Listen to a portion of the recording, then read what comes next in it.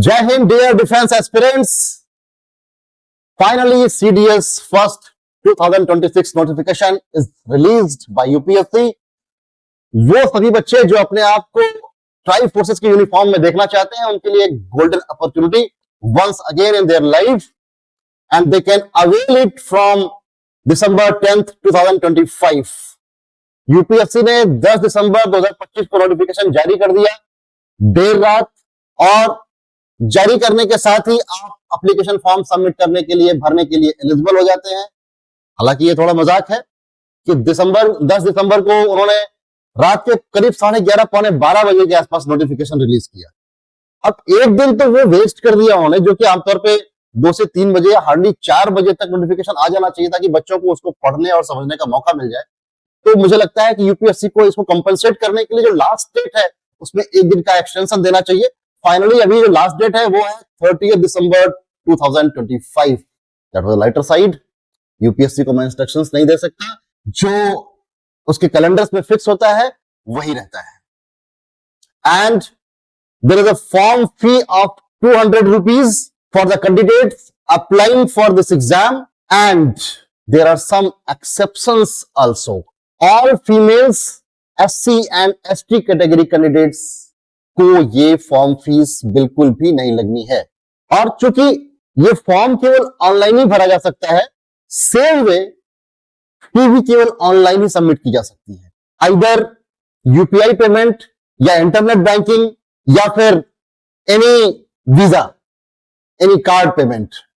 10 दिसंबर से 30 दिसंबर तक का एक बहुत ही अच्छा टाइम आपको दिया गया है अपने फॉर्म को सबमिट करने के लिए। लेकिन मैं ये कहना चाहूंगा यहां पर जरूर कि आप लास्ट डेट तक ना जाएं। अगर आप अपना मनपसंद सेंटर चाहते हैं एग्जाम के लिए, तो आप जितना जल्दी फॉर्म भर देंगे, जितना जल्दी फॉर्म सबमिट कर देंगे, उतना ही चांसेस बढ़ जाते हैं आपको आपकी पसंद का सेंटर मिलने के लिए। क्योंकि हर एक सेंटर की एक लिमिट होती है, एक सीलिंग होती है कि उस सेंटर पर पर्टिकुलरली इतने नंबर ऑफ कैंडिडेट्स का ही एग्जाम लिया जा सकता है। वैसे यूपीएससी ने लगभग 81 सेंटर्स अलॉट किए हैं, तो हर एक सेंटर्स की अपनी अलग अलग सीलिंग है। और अगर वो सीलिंग एक बार फुल हो जाती है, तो जब आप फॉर्म सबमिट करते समय वो सेंटर डिमांड कर रहे होंगे, तो वो सेंटर डिनाई हो जाएगा, तो आपको किसी और सेंटर का अलॉटमेंट हो जाएगा। तो उससे बेहतर है कि आप जितना जल्दी हो सके उतना जल्दी ये फॉर्म फिलअप कर दें। Although there is no ceiling on the centers like Dispur, Kolkata, Nagpur and Chennai, ये 4 सेंटर्स हैं। इन 4 सेंटर्स पे कोई सीलिंग नहीं है। वहां पर कैंडिडेट्स कितने भी हो, उनके लिए नंबर ऑफ सेंटर्स बढ़ाए जा सकते हैं। इस नोटिफिकेशन में जो सबसे बेहतरीन बात मुझे दिखी वो थी इस बार नंबर ऑफ वैकेंसीज। दिल खुश हो गया देख करके। 451 vacancies are there in CDS 1 exam.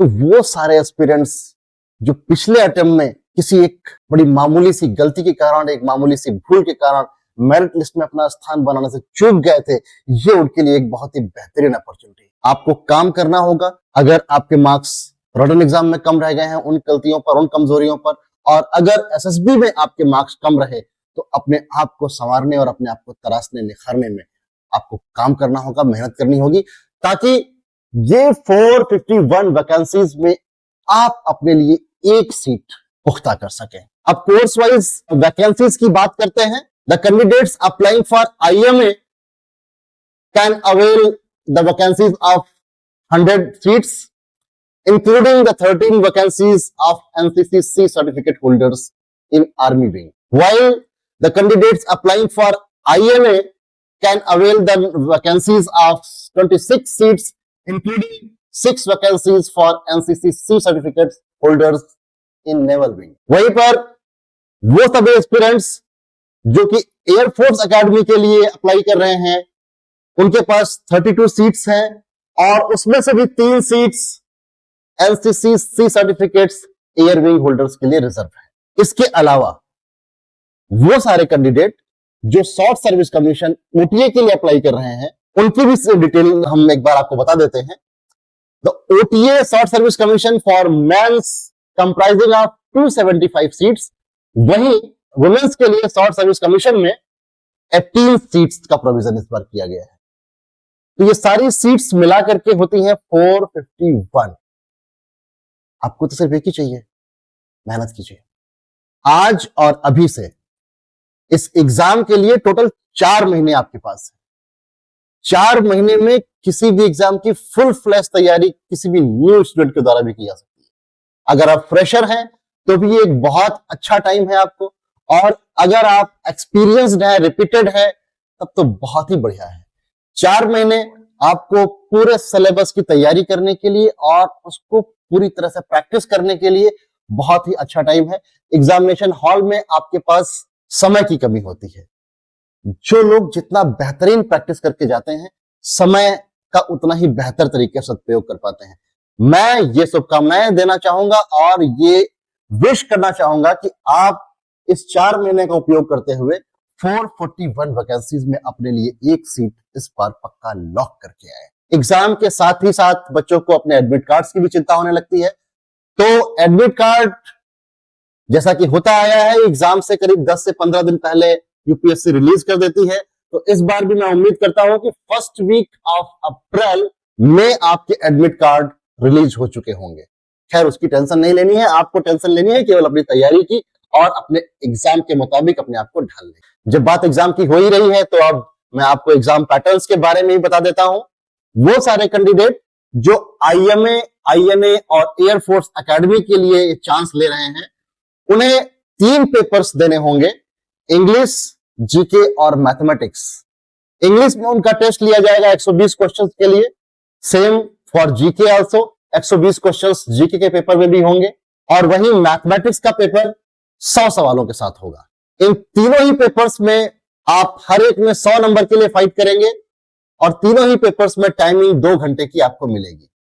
आपको यह पता ही होगा कि there is a negative markings provision. आपके एक गलत जवाब के लिए इंग्लिश और जीके में 0.27 मार्क्स डिडक्ट किए जाएंगे, जबकि मैथमेटिक्स में एक गलत जवाब के लिए 0.33 मार्क्स का डिडक्शन आपको सहना पड़ेगा।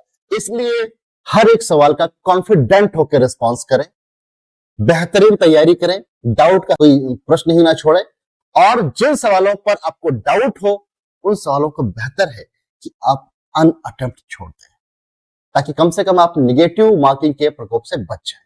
The candidates applying for OTA will have to go through 2 papers only, English and GK।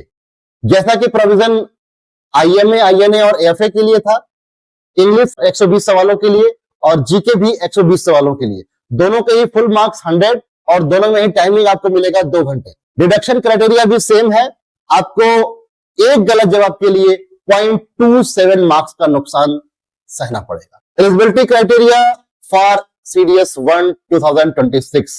इतनी सारी बातें कर दी, आपको एग्जाम के बारे में बता दिया, आपको यह भी बता दिया कि आपको इस 451 में से कोई भी सीट छोड़नी नहीं है, अपने लिए एक सीट रिजर्व करनी है, लेकिन आपको यह भी तो मालूम होना चाहिए कि आप एलिजिबल हैं या नहीं। तो लेट्स सी आप एलिजिबल हैं या नहीं। फर्स्ट ऑफ ऑल देखते हैं age criteria. Candidates applying for IMA and INA, अगर वो कैंडिडेट 2 जनवरी 2003 से 1 जनवरी 2008 के बीच बॉर्न है, then they are eligible, and the candidates applying for Air Force Academy and born between 2nd January 2003 to 1st January 2007, then they are also eligible for Air Force Academy। Air Force Academy के लिए 1 साल कम मिला है आप सभी को, लेकिन वो सारे कैंडिडेट्स जिनके पास एक commercial pilot license issued by DGCA है, उन्हें 2 साल का रिलैक्सेशन भी मिला हुआ है।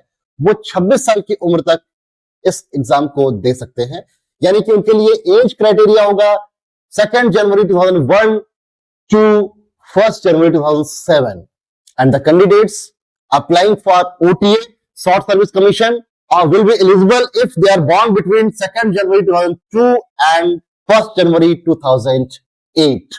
इसके अलावा आप भारत के नागरिक होने चाहिए, या आप नेपाल की प्रजा होने चाहिए, या फिर आप एक पर्सन ऑफ इंडियन ओरिजिन होने चाहिए जो सर्टेन कंट्रीज से फाइनल सेटलमेंट के लिए इंडिया माइग्रेट हुए हो, और गवर्नमेंट ऑफ इंडिया ने आपको इस एग्जाम के लिए एक परमिट जारी किया हुआ। ऑल्दो नेपाल के गोरखाओं के लिए गवर्नमेंट ऑफ इंडिया के द्वारा जारी की गए परमिट की आवश्यकता नहीं है।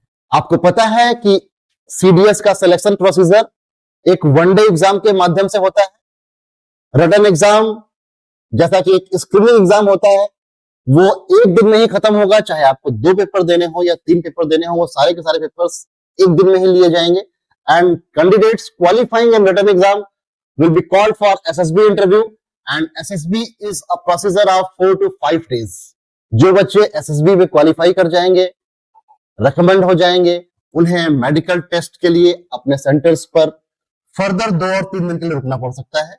देन आफ्टर आपने जो मार्क्स ऑब्टेन किए हैं रिटन एग्जाम में और जो मार्क्स आपको मिले हैं SSB इंटरव्यू में, उन दोनों के मार्क्स के आधार पर एक मेरिट बनेगी। उस मेरिट में जो कैंडिडेट्स अपना स्थान बनाने में सफल हो जाते हैं, उन्हें फाइनली ज्वाइनिंग लेटर दे दिया जाएगा। एक बात यहां पर आपको बताना जरूर चाहूंगा कि मेरिट लिस्ट मेल और फीमेल कैंडिडेट्स के लिए अलग अलग जारी की जाएगी। तो ये थी कंप्लीट जानकारी सीडीएस फर्स्ट 2026 एग्जाम के रिगार्डिंग।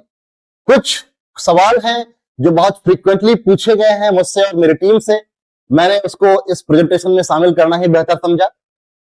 वो सवाल थे कि क्या ग्रेजुएशन में अपीयरिंग ईयर वाले कैंडिडेट्स सीडीएस का एग्जाम दे सकते हैं? जवाब है हाँ। जो कैंडिडेट्स फाइनल ईयर अपीयरिंग है, वो कैंडिडेट्स सीडीएस का ये वाला एग्जाम टेकअप कर सकते हैं। And another very common question is, can arts and commerce background students appear in CDS exams? Yes, they can also appear in CDS exams, but for army wing only. तो that's all from my side. और detailed information के लिए मिलते हैं next video में। जय हिंद।